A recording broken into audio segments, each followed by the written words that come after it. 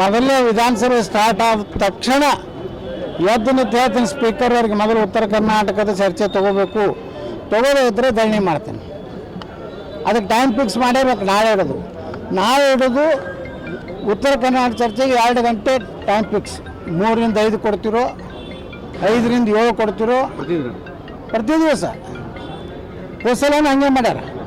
ಅದಕ್ಕೆ ಪ್ರತಿ ದಿವಸ 2 ತಾಸು ನಮ್ಗೆ ಕೊಡ್ರಿ. ಯಾರ್ಯಾರು ಶಾಸಕರು ಮಾತಾಡ್ಬೇಕನ್ನೋ ಮಾತಾಡ್ತಾರೆ, ಆಡಳಿತ ಪಕ್ಷರು ಏನೂ ಮಾತಾಡೋದಿಲ್ಲ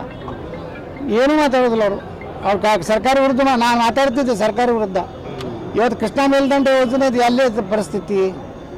ಅದಕ್ಕೆ ನಾಳೆ ನಾನು ಸ್ಪೀಕರ್ಗೆ ಆಗ್ರಹ ಮಾಡ್ತೀನಿ, ಅದಕ್ಕೆ ಅವಕಾಶ ಕೊಡಲಿಲ್ಲ ಅಂದ್ರೆ ಧರಣಿ ಮಾಡ್ತೀನಿ. ನಾಳೆಯಿಂದಲೇ ಉತ್ತರ ಕರ್ನಾಟಕದ ಅಭಿವೃದ್ಧಿ ಬಗ್ಗೆ, ಬರೀ ಉತ್ತರ ಕರ್ನಾಟಕ ಅಷ್ಟೇ ಅಲ್ಲ, ಮೊನ್ನೆ ಕರಾವಳಿ ಕರ್ನಾಟಕದಲ್ಲಿಯೂ ಸಮಸ್ಯೆ ಅದಾವು, ಹಳೆ ಮೈಸೂರು ಭಾಗನಾಗ ಚಾಮರಾಜನಗರದಲ್ಲಿಯೂ ಸಮಸ್ಯೆ ಅದಾವೆ, ಕೋಲಾರದಲ್ಲಿ ಸಮಸ್ಯೆ ಅದಾವೆ. ಅದಕ್ಕೆ ಈ ಸಮಗ್ರ ಅಭಿವೃದ್ಧಿ ಸಲುವಾಗಿ ಚರ್ಚೆ ತೊಗೋಬೇಕಂತ ಒತ್ತಾಯ ಮಾಡ್ತೀವಿ. ತೊಗೋದೇ ಇದ್ರೆ ಧರಣಿ ಮಾಡ್ತೀನಿ. ಈಗ PPP ಹೋರಾಟಕ್ಕೆ ಹೌದು, ಶಿವಾನಂದ ಗಿರಕಿಗಳು ಗಿರಾಕಿಗಳ್ರವು. ಇವು ಗಿರಾಕಿಗಳು ಯಾರು ಕುಂಡ್ರಿಸ್ಯಾರ? ಶಿವಾನಂದ್ ಉರ್ಫ್ ಹಸಡದ ಪಾಟೀಲ್, ಅವ ಕುಂಡ್ರಿಸಿದ್ದವು ಎಲ್ಲ ತಂದು. ಈ ಶಿವಾನಂದ ಪಾಟೀಲ್ ಆರೋಗ್ಯ ಮಂತ್ರಿ ಇದ್ದಲ್ಲ, ಯಾಕೆ ಅವಾಗ ಮೆಡಿಕಲ್ ಕಾಲೇಜ್ ಮಾಡಲಿಲ್ಲ? ಪ್ರಯತ್ನ ನಾನು ಬೇಕು, ML ಇದ್ದ ಪ್ರಯತ್ನ ಪಟ್ಟೆ. ಒಬ್ಬ ಮಂತ್ರಿ ಆದ ಪ್ರಯತ್ನ ಪಡ್ತಾನೆ ರೀ, ಅವನ ಕೈಗಿರ್ತದೆ. ಅಲ್ಲಿ ಡಾಕ್ಟರ್ ಸುಧಾಕರ್ ಚಿಕ್ಕಬಳ್ಳಾಪುರಕ್ಕೆ ಮೆಡಿಕಲ್ ಕಾಲೇಜ್ ಮಾಡಲಿಲ್ಲ, ಅವನು ಆರೋಗ್ಯ ಮಂತ್ರಿ ಇದ್ರು. ಏನೂ ಮಾಡಬೇಕಾಗಿತ್ತು ಶಿವಾನಂದ ಪಾಟೀಲ. ಅವ್ರು ಏನಾಗಿತ್ತು ಶಿವಾನಂದ ಪಾಟೀಲಿಗೆ? ಭಯ. ಎಲ್ಲರೂ ಯತ್ನಾಳದನ್ನು ಮೆಡಿಕಲ್ ಕಾಲೇಜ್ ತೊಗೊಂಡ್ರೆ, MB ಪಾಟೀಲ್ ತೊಗೊಂಡ್ರೆ ಇಡೀ ಜಿಲ್ಲಾ ಕ್ಲಿಪ್ನಾಗ ಹೋಗ್ತದೆ. ಭಯ ಪಾಪ ಶಿವಾನಂದ ಪಾಟೀಲ್. ಅವ ಏನೋ ಸಂಘ ಸಂಸ್ಥೆ ಏನಾರು ಕಡೆ, ಅದೇ ಡಿಸೀಸ್ ಬ್ಯಾಂಕ್ ಅಲ್ಲೇ ಹೊಡ್ಕೋತ ಕೂತಾನೆ. ಅಪ್ಪ ಮಗಳು ಮಗ ಎಲ್ಲ ಕೂಡಿ ಬೆಣ್ಣೆ ತಿನ್ಕೋತ ಪ್ರಾಯಶಃ ಬಡಮಟ್ಟು ಅಂತ ಭಾವಿಸ್ತೇನಂತ ಭಾಷಣ ಹೊಡಿತಾನೆ. ಈ ಉಪವಾಸ ಕುಂಡ್ರಿಸೋದನ್ನು ಇವನೇ ದಿನ ಸಂಜೆ ಮುಂದೆ ಹೋಗಿ ಎಣಿಸಿ ಬರ್ತಾರೆ ಪಗಾರ. ಉದ್ದೇಶ ಏನು? ನೆಗೆಟಿವ್. MB ಪಾಟೀಲ್ ವಿರುದ್ಧ, ಯತ್ನಾಳ್ ವಿರುದ್ಧ ಇದೊಂದು ದೊಡ್ಡ ವಿಷಯ ತಿಳ್ಕೊಂಡು ನಾವು ಮೂರ್ಖದಾನ ಶಿವಾನಂದ ಪಾಟೀಲ್, ಮೂರ್ಖ. ಈಗ ನಾನೇ ಸ್ವಂತ ನಮ್ಮದೇ ಮೆಡಿಕಲ್ ಕಾಲೇಜ್ ನಮ್ಮ ಸಂಸ್ಥೆದೇ ತೊಗೊಳಕತ್ತೀವಲ್ಲ, ನಾವು ಏನು ಆ PPP ಭಾಳ ಸುಡ್ಗಾಡಬೇಡ. ಈಗೇನು ನರೇಂದ್ರ ಮೋದಿ ಅವರು ಈಜಿ ಮಾಡ್ಯಾರ ನಮಗೆ. ಅಲ್ಲ, ನೀವು 500 ಕೋಟಿ ಇನ್ವೆಸ್ಟ್ ಮಾಡ್ತೀರಿ ಅನ್ನೋ ವಿಚಾರ ಬಂದಾಗ ಹೌದು, 500 ಕೋಟಿ ಯಾಕೆ ಮಾಡಬಾರ್ದು? ಅಲ್ಲ, ನೀವು ಮಾಡ್ತೀರಿ ಅಂದಿದ್ದಕ್ಕೆ ಹೌದು, ನಮ್ಮ ಜಿಲ್ಲೆಯ ಜನರಿಗೆ ಅನುಕೂಲ ಆಗ್ತದೆ. ನಾವೊಂದು 5 ಮಕ್ಕಳಿಗೆ, ಬಡ ಮಕ್ಕಳಿಗೆ, SC ST ಹುಡುಗರಿಗೆ, ಲಿಂಗಾಯತರು, ಯಾವ ಅತ್ಯಂತ ಗುಡಿಸಲ್ದಾಗಿರೋರು ಮೆರಿಟ್ ಇದ್ದವ್ರು ನಾ ಪೊಕಟ್ ಕಲಿಸ್ತೀನಪ್ಪ 5 ಮಂದಿಗೆ ನಮ್ಮ ಸಿದ್ದೇಶ್ವರ ಸಂಸ್ಥೆಯಿಂದ. ನಾ 500 ಕೋಟಿ ರೂಪಾಯಿ ನಾ ಬಂಡವಾಳ ಹಾಕ್ತೀನಿ ನಮ್ಮ ಸಿದ್ದೇಶ್ವರ ಇದಂದ್ರೆ. ಇಲ್ಲಿ ಸಾವಿರಾರು ಮಕ್ಕಳಿಗೆ ನಾನು ನೌಕರಿ ತೊಗೋತೀನಿ.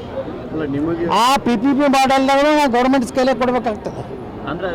ಸರ್ಕಾರದ ಪಾಲು ಎಲ್ಲಿರ್ತದಲ್ಲ ಅಲ್ಲಿ ಸರ್ಕಾರದ ನಿಯಮಾವಳಿ ಪ್ರಕಾರನೇ PPP ನಡಿಬೇಕಾಗ್ತದೆ. ಲೆಕ್ಚರರ್ಗಳಿಗೆ, ಪ್ರೊಫೆಸರ್ಗಳಿಗೆ ಎಷ್ಟು ಪಗಾರ ಕೊಡ್ಬೇಕು ಅಷ್ಟೇ ಕೊಡ್ಬೇಕು. ನಾವು ರಿಸರ್ವೇಷನ್ ನಾವು ಮೇಂಟೈನ್ ಮಾಡಬೇಕು. SC ST ಜನಾಂಗದವರಿಗೆ ಎಷ್ಟು ನೌಕರಿ ತೊಗೋಬೇಕು, ಹಿಂದುಳಿದ ವರ್ಗದವ್ರಿಗೆ ಎಷ್ಟು ನೌಕರಿ ತೊಗೋಬೇಕು, ಏನು ಲಿಸ್ಟ್ ಐತಿ ಅದ್ರ ಪ್ರಕಾರ ಮಾಡಬೇಕು. ನಾನು ರಿಸರ್ವೇಷನನ್ನು ಬಿಡ್ಲಕ್ಕಾಗೋದಿಲ್ಲ. ಒಪ್ಪಂದ ನಾವು ವಿಧಾನಸಭೆದಾಗ ಹೇಳಿನಲ್ಲಿ. ಹೌದು ಸರ್, ಆರಂಭದಲ್ಲಿ ಏನಾಯ್ತು ಸರ್ PPP ಅಂದಾಗ ಯಾರು ಇದು ಮಾಡಲಿಲ್ಲ ಸರ್. ನೀವು ಯಾವಾಗ ಸದನದಲ್ಲಿ ಹೇಳಿದಿಲ್ಲ ಸರ್, ಅವಾಗ ನಾನೇ ಪ್ರಶ್ನೆ ಕೇಳಿದಾರೆ ಸದನದಾಗ. ಸರ್ಕಾರ ನಾನು ಕೇಳಿದ ಪ್ರಶ್ನೆ ಅಂದ್ರೆ ಸರ್ಕಾರಿ ಮೆಡಿಕಲ್ ಕಾಲೇಜು ನಾ ಕೇಳಿದ ಪ್ರಶ್ನೆ ನೀವು ತೆಗೆದು ನೋಡ್ರಿ. ಸರ್ಕಾರಿ ಮೆಡಿಕಲ್ ಕಾಲೇಜ್ ಆಗ್ಬೇಕಂತ ನಾ ಕೇಳೀನಿ. ಅವರು ಡಾಕ್ಟರ್ ಶರಣ ಪ್ರಕಾಶ್ ಪಾಟೀಲ್ ಏನು ಹೇಳಿದ್ರು, ನಮ್ಮ ಆರ್ಥಿಕ ಪರಿಸ್ಥಿತಿ ಅದು ಸರಿ ಇಲ್ಲ, ಸರ್ಕಾರ ನಾವು ಆಗೋದಿಲ್ಲ, PPP ಮಾಡಲ್ದಲ್ಲಿ ನಾವು ಮಾಡ್ತೀವಿ, ಯಾರು ಪಾರ್ಟಿಸಿಪೇಟ್ ಮಾಡೋರು ಅದಾರ ಅವರು ಮಾಡ್ಬೋದು ಅಂತ ಹೇಳಿದ್ರು. ಅವಾಗ ನಾ ಹೇಳಿದೆ, ನಾವು BLD ಸಂಸ್ಥೆ ಒಂದೈತಿ ಬಿಜಾಪುರನಾಗ, ನಮ್ಮದು ಒಂದು ಸಿದ್ದೇಶ್ವರ ಲೋಕ ಕಲ್ಯಾಣ ಟ್ರಸ್ಟ್ ಅಂತ ಐತಿ, ನಮ್ಮದು ಹಾಸ್ಪಿಟ್ಲ್ ಅದಾವು. ನಾವು 500 ಕೋಟಿ ರೂಪಾಯಿ ಇನ್ವೆಸ್ಟ್ಮೆಂಟ್ ಮಾಡಿ PPP ಮಾಡಲ್ದಾಗಿದ್ರು ಬಿಜಾಪುರನಾಗ ಮಾಡಿದ್ರೆ ನಮ್ಮ ಸಾವಿರಾರು ಹುಡುಗರು ನಮ್ಮ ಬಿಜಾಪುರ ಜಿಲ್ಲಾದವ್ರು ನೌಕರಿ ಸಿಗ್ತಿತ್ತಿಲ್ಲ. ನೌಕರಿ ನಮ್ಮವರೇ ನಾವು ಮಾಡಿದ್ರೆ ನಮ್ಮ ಜಿಲ್ಲಾದವ್ರನ್ನೇ ತೊಗೋತೀವಿ. ಯಾಕಂದ್ರೆ ನಮ್ಮ ಬಿಜಾಪುರ ಜಿಲ್ಲಾ ಇದು ಐತದು ಮೆಡಿಕಲ್ ಕಾಲೇಜ್. MB ಪಾಟೀಲ್ ಮಾಡಿದ್ರು ಅವರು ಇಲ್ಲಿದೆ ತೊಗೋತಿದ್ರು. ಅದಕ್ಕೆ ವ್ಯಾಪಾರಸ್ಥರಿಗೂ ಅನುಕೂಲ ಆಗ್ತದೆ, ಇಲ್ಲಿ ಮಂದಿಗೆ ಎಲ್ಲರಿಗೂ ಮೆಡಿಕಲ್ ಕಾಲೇಜ್ ಈಗ BLD ಆಗಿದ್ರಿಂದ ಎಷ್ಟು ಅನುಕೂಲ ಆಗಿದೆ. ಆಲಮ್ಮಿನ ಅದೊಂದು ಸಾಲ ಐತಿ. ಈಗ ನಮ್ಮದೊಂದು ಆಯ್ತು ಅಂದ್ರೆ, ನಮ್ಮದು ಮೆಡಿಕಲ್ ಕಾಲೇಜ್ ಆಯ್ತು ಅಂದ್ರೆ ನಮ್ಮ ಬಿಜಾಪುರದ ಜನರಿಗೆ ನೂರಾರು ಹುಡುಗರಿಗೆ ನೌಕರಿ ಆಗ್ತದೆ, MBBS ಸೀಟ್ ಸಿಗ್ತದೆ. ನಾಳೆ MBBSಕ್ಕೆ 5 ಹುಡುಗರು ನಾ ಪುಕ್ಕಟ್ ತೊಗೋತೀನಿಪ್ಪ, ದತ್ತಕ್ಕೆ ತೊಗೋತೀನಿ. ನಾ ಗುಡ್ಸಲ್ದಾಗಿರೋ 95% ಮಾಡಿದ ಹುಡುಗದಾನ, ಅವನಿಗೆ ಸಿಗೋದಿಲ್ಲ ಸೀಟ್. ನಾ ಪೂರ್ತಿ ಅದು 1-1.5 ಕೋಟಿ ರೂಪಾಯಿ ಏನೊಂದು ಫೀ ಅದಲ್ಲ ಮಾಫ್ ಮಾಡ್ತೀನಿ. ನನಗೆ ಬರುವಂಥ ಆದಾಯದಲ್ಲಿ ಅದನ್ನು ಇದು ಮಾಡಿ 5 ಮಕ್ಕಳಿಗೆ ನಾನು ಕಲಿಸ್ತೀನಿ. ಅದೇ ನೀವು ಅದೇನು 500 ಕೋಟಿ ರೂಪಾಯಿ ಹೇಳಿದ ತಕ್ಷಣನೇ ಇದು ಶುರುವಾಯಿತು ಸ್ಪಾರ್ಕ್ ಆಗಿ. ಅದು ತಿಳ್ಕೋಬೇಕು ನೀವು. ಅದು ಹೋರಾಟ ನಾಟಕೀಯ ಇದೆ. ಅಲ್ಲಿ ಎಂತಿಂತ ಲಪ್ಪುಟ್ರು ಬಂದು ಮಾತಾಡ್ತಾರ. ಹಾಂ, ಅವ್ರದ್ದು ಏನು ಕೆಲಸ ಐತಿ? ಸುಮ್ಮನೆ ಬರ್ತಾರೆ ಮಕ್ಕಳು. ಭಾಷಣ ಮಾಡೋಕ್ಕೆ ಏನೈತೆ ರೀ? ಭಾಳ ಮಂದಿ ಭಾಷಣ ಮಾಡೋರು ಅದಾರ, ಮಾಡಿ ತೋರಿಸ್ರಪ್ಪ. PPP ಮಾಡಲ್ಲ. ಮೊನ್ನೆ ಸಿದ್ದರಾಮಯ್ಯನವ್ರು ಬಾಯಿಗೆ ಬಂದಂಗೆ ಬೈದು ಗೆಟೌಟ್ ಅಂತಾರೆ. ಇಲ್ಲ, ಬೈದು ಕಳ್ಸ್ಯಾರಿಲ್ಲ ರೀ, ಬರಬೇಡಿರ್ತಾಳೆ. ಇನ್ನೇನು ಬೈತಾರೆ? ಸರ್ ಈಗಲೂ ಒಂದು ವೇಳೆ ಶಿವಾನಂದ ಪಾಲಿಟ್ ಪ್ರಯತ್ನ ಮಾಡ್ಲಕತ್ತಲ್ಲ, ಇದೆಲ್ಲ ನಾಟಕ. ಇದು ಶಿವಾನಂದ ಪಾಲಿದು ಯಾವ ಉದ್ದೇಶನೂ ಸರಿ ಇಲ್ಲ. ಏನು ಯಾವ ಸಂಘ ಸಂಸ್ಥೆ ಕಟ್ಟ್ಯಾನ್ರಿ ಬಿಜಾಪುರನಾಗ? ಅದೇ DCC ಬ್ಯಾಂಕ್, ಅದು ಸರ್ಕಾರದ ನಬಾರ್ದು ಕಡಿಮೆ ಬಡ್ಡಿ ರೊಕ್ಕ ಬರ್ತದೆ. ಸೂಟ್ ಆಗೋಣ ತನ್ನೂ ಇಟ್ಟು ಖಾತೆ ಒಳಗೆ ಸೇರಿಸಿರ್ತಾನೆ, ಮಾಫ್ ಮಾಡ್ಕೊತಾನೆ. 0% ಇಂಟ್ರೆಸ್ಟ್ನಾಗ ತಾನೇ ತೊಗೊಂಡಿರ್ತಾನೆ. ಇಟ್ಟು ನಾಟಕ ಮಾಡ್ಕೊತು ಭಾಷಣ ಮಾಡ್ಕೊತ ಹೊಂಟಾರ. ನೀವು ಏನಾದ್ರು ಶಿಕ್ಷಣ ಸಂಸ್ಥೆ ಕಟ್ಟೆ ಶಿವಾನಂದ ಪಾಲಿಟ್ 30 ವರ್ಷ ಆಯ್ತಪ್ಪ. ಮೆಡಿಕಲ್ ಕಾಲೇಜ್ ಮಾಡಿದ್ರೆ, ಯಾವ್ದಾರ ಬಡವರು ಒಂದು ಗೋಶಾಲೆ ಮಾಡಿದ್ರೆ, ಒಂದು ಸಣ್ಣ ಹಾಸ್ಪಿಟ್ಲ್ ತೆಗೆದ್ರೆ ಬಿಜಾಪುರ ಇಲ್ಲ.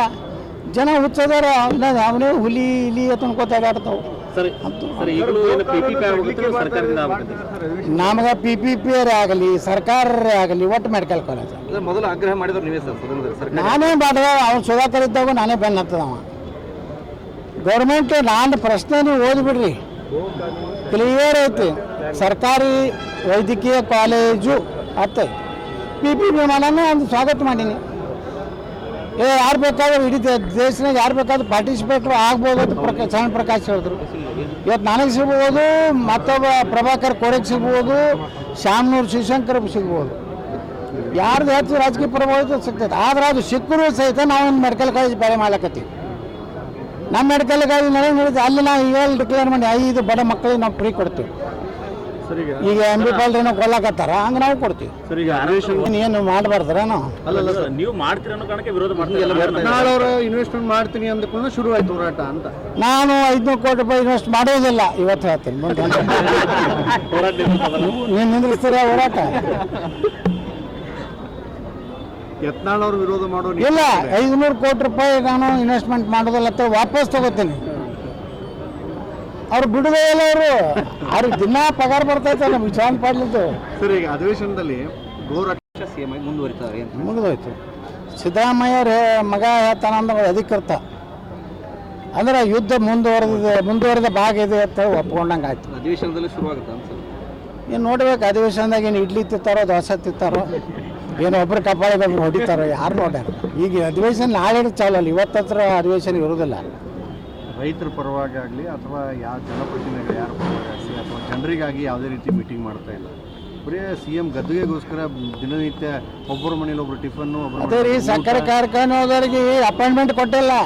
ಅವ್ರ ಸಮಸ್ಯೆ ಹೇಳಕ್ಕೆ ಅವ್ರ ಟೈಮ್ ಇಲ್ಲ. ಯಾವುದೂ ಡೆವಲಪ್ಮೆಂಟ್ದು ಮೀಟಿಂಗೇ ಇಲ್ಲ. ಬರೀ ಮುಂಜಾನೆ ಹೇಳೋಣ ಆ MLA ಕರಿ, ನನ್ನ ಜೊತೆಗಿರಪ್ಪ, ಈ MLA ಕರಿ, ನಿನಗೆ 50 ಕೋಟಿ ಕೊಡ್ತೀನಿ, 100 ಕೋಟಿ ಕೊಡ್ತೀನಿ ಅಂತ ಹೇಳ್ತಾರೆ. ಆದರೆ ಆಡಳಿತ ಅನ್ನೋದೇ ಕುಸಿದೋಗೈತೆ. ಅಧಿಕಾರಿಗಳು ಏನಾಗಿದೆ, ಭ್ರಷ್ಟ ಸರ್ಕಾರ ಇರೋದನ್ನ ಆಫೀಸರ್ ಅಂಜಲಾಗ್ಯಾರ. ರೊಕ್ಕ ಕೊಟ್ಟೆ ಬಂದಿರ್ತಾರೆ. ರೊಕ್ಕ ಕೊಟ್ಟು ಬಂದು ಆಫೀಸರ್ಗೆ ನೀವು ಹೋಗಿ ಕೆಲಸ ಮಾಡಂದ್ರೆ ಯಾಕ್ರಿ ನಾವು ನಿಮ್ಗೆ 50 ಲಕ್ಷ ರೂಪಾಯಿ ಕೊಟ್ಟು ಬಂದೀವಿ. ನಾ ಹಂಗೆ ಟೆಂಡರ್ ನಡೆದಂಗೆ ನಡೆದವ್ರು ಅಧಿಕಾರಿಗಳು. 5 ಕೋಟಿ 10 ಕೋಟಿ ವರ್ಗಾವಣೆ ಅನ್ನೋಂಥದ್ದು ಎಷ್ಟೇ ಆಗೈತಿ. ಮೊನ್ನೆ ಒಬ್ಬರು ಅಧಿಕಾರಿ ಹೇಳಿದ್ರೆ ನನಗೆ ಮೊದಲ 2 ಕೋಟಿ ಹೇಳಿದ್ರಂತೆ. ಯಾವುದೋ ಹುದ್ದೆ ಹೇಳೋದಿಲ್ಲ. ಮತ್ತೊಬ್ಬರು ಬಂದ್ರತ್ತ 3 ಕೋಟಿ ಕೊಡ್ತೇನೆ ಅಂದ್ರೆ. 3 ಕೋಟಿ ಕೊಡ್ತೇನೆ, ಅದು ಎಲ್ಲಿಗೆ ಬಂದಿತ್ತ? 5 ಕೋಟಿ ಬಂದಿತ್ತ. ಈ ವ್ಯವಹಾರ ಇವತ್ತು ನಡೆದತ್ತೆ. DK ಶಿವಕುಮಾರ್ 70 ಶಾಸಕರಿಗೆ 55 ನಾನು ಎಣಿಸ್ಲಕ್ಕೆ ಹೋಗಿಲ್ಲ, ನೋಡೇನೆ. ಸರ್, ಈಗ ನೋಡಿ, ಸಿದ್ದರಾಮಯ್ಯ ಸರ್ಕಾರ ಮುಸ್ಲಿಮರಿಗೆ ರಿಸರ್ವೇಷನ್ ಕೊಡ್ತದೆ, ಉರ್ದು ಶಾಲೆಗಳಿಗೆ ರೊಕ್ಕ ಕೊಡ್ತಾರೆ. ಹಾಂ, ಹಿಂದೂಗಳ ಭಾಗವಾಗಿರುವಂಥ ಲಿಂಗಾಯತರು, ಹಾಲು ಮತದವರು, ಇವತ್ತು ಹಾಲು ಮತದ ಕುರುಬ ಸಮಾಜದವರು ST ಬೇಡ್ಲಕತ್ತಾರೆ. ಅದಕ್ಕೆ ಸಿದ್ದರಾಮಯ್ಯಂದು ಏನೂ ರೆಸ್ಪಾನ್ಸ್ ಇಲ್ಲ. ಲಿಂಗಾಯತರು ಇವತ್ತು ಬಡವರು ಯಾರದಾರ ಅವರಿಗೆ ಏನು ಮೀಸಲಾತಿ ಕೊಡ್ಬೇಕಂತ ಹೇಳಿ ಮುಸ್ಲಿಮರಿಗೆ ಕೊಡಲಿಕ್ಕೆ ಬರೋದಿಲ್ಲ ಮೀಸಲಾತಿ. ಸಂವಿಧಾನದಲ್ಲಿ ಬಾಬಾ ಸಾಹೇಬ್ ಅಂಬೇಡ್ಕರ್ ಅವರು ಬರೆದ ಸಂವಿಧಾನದಲ್ಲಿ ಎಲ್ಲಿಯೂ ಧರ್ಮ ಆಧಾರಿತ ಮೀಸಲಾತಿ ಇಲ್ಲ. ಸಿದ್ದರಾಮಯ್ಯ ಇವತ್ತು ಅವ್ರಿಗೆ ಮೀಸಲಾತಿ ಕೊಡ್ತಾರೆ. ಯಾಕೆ ನೀಡಿದ್ರು? ಅದೇ ಬರೀ ಓಟ್ ಅಂದ್ರೆ ಮುಸಲ್ರು ಅಟ್ಟೆ ಓಟ್ ಹಾಕ್ತಾರೆ ಅವ್ರಿಗೆ ಕಾಂಗ್ರೆಸ್ನವ್ರಿಗೆ. ಇನ್ನು ಮ್ಯಾಗ ಮುಸಲ್ರು ಅಟ್ಟೆ ಓಟ್ ಹಾಕಂಗೆ ಹಿಂದೂಗಳಲ್ಲಿ ಆ ಭಗವಂತ ಬುದ್ಧಿ ಕೊಡ್ಲತ್ ಕೇಳ್ಕೊತೀನಿ. ಕಾಂಗ್ರೆಸ್ಸು ದಲಿತರಿಗೂ ಏನೂ ಮಾಡಿಲ್ಲ, ಹಿಂದುಳಿದವ್ರಿಗೂ ಏನೂ ಮಾಡಿಲ್ಲ. ಇವತ್ತು ದಲಿತರು ರೊಕ್ಕನೇ ತಿನ್ನಕತ್ತಾರ. ವಾಲ್ಮೀಕಿ ಹಗರಣ ಏನು, ಅಂಬೇಡ್ಕರ್ ಬೋಯಿ ಹಗರಣ ಏನು, ಅಂಬೇಡ್ಕರ್ ನಿಗಮದ ಹಗರಣ ಏನು? ದಲಿತರು ರೊಕ್ಕ ತಿನ್ನೋಂಥವ್ರು ಅಹಿಂದ ಲೀಡ್ರ್ ಅಂತ ಹೇಳ್ಕೊತಾರೆ. ಇವತ್ತು ಬರೀ ಪಂಚಮಸಾಲಿಗಳಲ್ಲ, ಅಲ್ಲಿ ಲಿಂಗಾಯತರಲ್ಲಿ 2A ಇಲ್ಲಾರಂಥ ಎಲ್ಲ ಸಬ್ಸೆಕ್ಟ್ಗಳು, ಮರಾಠ ಸಮಾಜ, ಜೈನ್ ಸಮಾಜ, ಇವೆಲ್ಲ ಸಮಾಜಕ್ಕೆ ಮೀಸಲಾತಿ ಕೇಳಿದ್ದು ನಾವು. ಮುಸ್ಲಿಮ್ರಿಗೆ ನೀವು ಕೊಡ್ಲಾರಂಥದ್ದು ಒಂದು ಇದಕ್ಕೆ ನೀವು ಕೊಡ್ಲಕತ್ತೀರಿ ಧರ್ಮಕ್ಕೆ. ಅದಕ್ಕೆ ಸಿದ್ದರಾಮಯ್ಯನವರು ಇದು ಸಾಬರ ಸರ್ಕಾರ ಆಗೈತಿ ಹೊರತು ಹಿಂದೂಗಳ ರಕ್ಷಣೆನೂ ಆಗ್ತಾಯಿಲ್ಲ. ಹಿಂದೂಗಳ ಗುಡಿಗುಂಡ ರೊಕ್ಕ ತಿತ್ತಾರೆ, ಧಾರ್ಮಿಕ ದತ್ತಿ ಇಲಾಖೆದು ಇದು ವಕಫ್ಗೆ ಹಾಕ್ತಾರೆ. ಹಿಂಗೆ ಮೀಸಲಾತಿ ಇದು ಒಂದು ವರ್ಗದ ಅಲ್ಲ, ಹಿಂದೂ ಲಿಂಗಾಯತರು ಅಷ್ಟೇ ಅಲ್ಲ, ಅದರಲ್ಲಿ ಮರಾಠರಿದ, ಜೈನರಿದ್ದಾರೆ, ಕೂಡು ಒಕ್ಕಲಿಗರು ಅದಾರೆ, MB ಪಾಲ್ರಿ ಜನಾಂಗದವರು ಅದಾರ, ಬಂದಲ್ಲೇನು ಅಶೋಕ ಹಾಂ ಅವ್ರ ಸಮಾಜದವರು ಅದಾರ. ಯಾಕಂದ್ರೆ ಇನ್ನೂ ವೃಕ್ಷ ಅಂದಾಗ ಏನು ಗಿಡ ಹಚ್ಲಕತ್ತಾರ ಅದೊಳ ಕೊಡಿ. ಅದಕ್ಕೆ ಎಲ್ಲ ಸಮಾಜದ್ದು. ಅದಕ್ಕೆ ನಾಳೆ ನಾವು ಕೋರ್ಟ್ನಾಗ ಚಾಲೆಂಜ್ ಮಾಡೀವಿ, ಮುಸ್ಲಿಮ್ರು ಕೊಲ್ಲಕ್ಕೆ ಬರೋದಲ್ಲ. ಇವತ್ತು ನೋಡಿ ಟೆಂಡರ್ನಲ್ಲಿ ಮುಸ್ಲಿಮರಿಗೆ ಮೀಸಲಾತಿ. ಅವ ಜಮೀರ್ ಅಹ್ಮದ್ ಖಾನ್ ಹೇಳ್ತಾರೆ 400 ಯುವಕರಿಗೆ PSI ಪರೀಕ್ಷೆಗೆ ಇವತ್ತು ಟ್ರೈನಿಂಗ್. ಅಂದರೆ ಎಕಡೆ ಹೊಂಟೈತೆ ಸರ್ಕಾರ. ಅದನ್ನು ಜನಜಾಗೃತಿ ಆಗಬೇಕು. ನಾಳೆ ಅವ್ರು ಏನು ಮೌನ ಹೋರಾಟ ಮಾಡ್ತಾ ಇದ್ದಾರೆ. ಇನ್ನೂ ST ಜನಾಂಗದವರೇ ಇವತ್ತು ನಮ್ಮ ಕುರುಬ ಸಮಾಜದವರೇ ಹೋರಾಟ ಮಾಡೋರು ಅದಾರೆ. ನಿನ್ನೆ ನಮಗೂ ಪತ್ರ ಬಂದದ. ಮತ್ತು ಸಿದ್ದರಾಮಯ್ಯ ತನ್ನ ಸಮಾಧಾನಕ್ಕೆ ಮಾಡಲಾರ್ದೇ ಬರೀ ಸಾಬ್ರು ಬೆನ್ನ ಹತ್ತಾರೆ. ಅದಕ್ಕೆ ಇದು ಇನ್ನೂ ಹೋರಾಟ ನಿರಂತರ ಆಗ್ತದೆ. ನಿರುದ್ಯೋಗ ಯುವಕರ ಸಮಸ್ಯೆ ಐತಿ. 2.5 ಲಕ್ಷ ಹುದ್ದೆಗಳ ಖಾಲಿ ಅದಾವೆ. 2.5 ಲಕ್ಷ. ಅಲ್ಲಿ ಸರ್ಕಾರ ಬಳಿ ರೊಕ್ಕಿಲ್ಲ. ಈ ಮತ್ತೆ ವಿದ್ಯಾರ್ಥಿಗಳು ಬೆಳಗಾವಿಯಲ್ಲಿ ನಾಳೆ ಹೋರಾಟ ಮಾಡ್ತಾಯಿದ್ದಾರೆ. ಇದೇ ರೀತಿ ಸಿದ್ದರಾಮಯ್ಯ ಸರ್ಕಾರ ಸರಿಯಾದ ರೀತಿಯಲ್ಲಿ ಇವತ್ತು ನಿರುದ್ಯೋಗಿ ಯುವಕರಿಗೆ ಸ್ಪಂದನೆ ಮಾಡದಿದ್ದರೆ ಯಾವ ಸಮುದಾಯಗಳಿಗೆ ಅರ್ಹತೆ ಮೀಸಲಾತಿ ಇವತ್ತು ಸಿಗಬೇಕಾಗಿ, ಇವತ್ತು ಇನ್ನೂ ಒಳ ಮೀಸಲಾತಿ ಇನ್ನೂ ಕ್ಲಿಯರ್ ಇಲ್ಲ, ಇನ್ನೂ ಅದು ಗೊಂದಲನೇ. ಅದಕ್ಕೆ ಸರ್ಕಾರ ಸಂಪೂರ್ಣವಾಗಿ ಇವತ್ತು ಬೇರೆ ನಾಟಿ ಕೋಳಿ ಸಾರು ಇಡ್ಲಿ ವಡೆ ತಿನ್ನೋದ್ರಾಗನೇ ಕೂತಾರೆ. ಮತ್ತು ವಿರೋಧ ಪಕ್ಷ ಅಂತರೂ ವಿಜೇಂದ್ರ ಅಂತರೂ ಪಾಪ ಏನು ಮಾತಾಡೋದೇ ಇಲ್ಲ. ಒಂದು ಹೆಸರು ಟಾವೆಲ್ ಹಾಕೋತಾನ, ಡ್ರೆಸ್ ಅಂತೂ 2-3 ಲಕ್ಷ ರೂಪಾಯಿ ಇರುತ್ತೆ. ಅದ್ರ ಮ್ಯಾಗ ಹೆಸರು ಹಾಕೊಂಡ್ಕೊಳ್ಳಿ ನೀವು ರೈತರು ಎಷ್ಟು ಹಾಲಿ ಕಿಸಿತಾರೆ. ರೈತ ನಾಯಕ ಜಯವಾಗಿಲ್ಲತ್ತಾರ. ಮೆಕ್ಕೆಜೋಳ ತೊಗೋತಾರೆ. ಆ ಸಕ್ಕರೆ ಕಾರ್ಖಾನೆ ಮೆಕ್ಕೆಜೋಳ ತೊಗೋಬೇಕಾದ್ರೆ ಅದ್ರ ರೇಟರೇ ಸರ್ಕಾರ ಕೊಡಬೇಕಲ್ಲ, ಅದ್ರ ಬೆಂಬಲ. ಅಲ್ಲಿ ಕೇಂದ್ರದವರು ಇಥನಾಲ್ ತೊಗೊಳಕ್ತಾ ಇರಲಿಲ್ಲ, ರಾಜ್ಯದವರು ಸಬ್ಸಿಡಿ ಕೊಡಲಾಗ್ತಾ ಇರಲಿಲ್ಲ. ಸುಮ್ಮನೆ ಹೇಳ್ತಾರೆ 3,500 ಸಾವಿರ ಕೊಡ್ರಿ, 4,000 ಕೊಡ್ರಿ. ಅದು ಎಲ್ಲಿ ಕೊಡೋದು ಏನೋ ಸರ್ಕಾರ. ಅವು ಕಾರ್ಖಾನೆಗಳ ಸಮಸ್ಯೆ ಕೇಳಕ್ಕೆ ಮುಖ್ಯಮಂತ್ರಿಗಳು ಅಪಾಯಿಂಟ್ಮೆಂಟ್ ಕೊಟ್ಟಿಲ್ಲ ಮೊನ್ನೆ ಸಕ್ಕರೆ ಕಾರ್ಖಾನೆ ಅದ. ಈ ಸ್ಥಿತಿ ಒಳಗೆ ಒಟ್ಟೆ ರೈತರನ್ನ ಪ್ರಚೋದನೆ ಮಾಡೋದು. BJP ಒಳಗಿರೋರು ರೈತರನ್ನ ಪ್ರಚೋದನೆ ಒಬ್ಬ ತಲೆ ಮ್ಯಾಗ ಉಳ್ಳಾಗಡ್ಡಿ ಇಟ್ಕೊಂಡಾನ. ಮೊನ್ನೆ ಇಲ್ಲಿ ಬಿಜಾಪುರನಾಗ ಮಾಡೋದ್ರಲ್ಲ, ಒಬ್ಬ ಕುಂಬಳಕಾಯಿ ಇಟ್ಕೊಂಡಾನ, ಮತ್ತೇನೇನು ಇಟ್ಕೊಂಡು ಅಡ್ಡಾಡಿದ್ರಲ್ಲ ಇಲ್ಲಿ ಬಿಜಾಪುರನಾಗ. ಹಿಂಗೇನಾರು ಆದ್ರೆ ಹೋರಾಟ ಆದ್ರೆ ಪ್ರೇಯರ್ ಸಿಕ್ಕಂಗೆ ಆಯ್ತಾನ. ನಾವೇ ನೋಡಲ್ಲ ವಿಧಾನಸಭೆದಾಗ ಏನು ವಿಧಾನಸಭೆಯನ್ನ ಮುತ್ತಿಗೆ ಹಾಕ್ತಾರತ್ತೆ. ವಿಧಾನಸಭೆ ಒಳಗೆ ಮಾತಾಡೋದು ಬಿಟ್ಟು ಹೊರಗೆ ಮುತ್ತಿಗೆ ಏನು ಹಾಕೋದಿರಿ? ಸುಮ್ಮನೆ ಎಲ್ಲ ನಾಟಕ. ಜನರಿಗೆ ಜನ ಮರಳು ಜಾತ್ರೆ ಮಾಡೋಣ ನಂಗೆ ಜನರನ್ನು ಮೋಸ ಮಾಡ್ಲಕತ್ತಾರೆ. ಅಧಿವೇಶನ ನಡುವೆ CM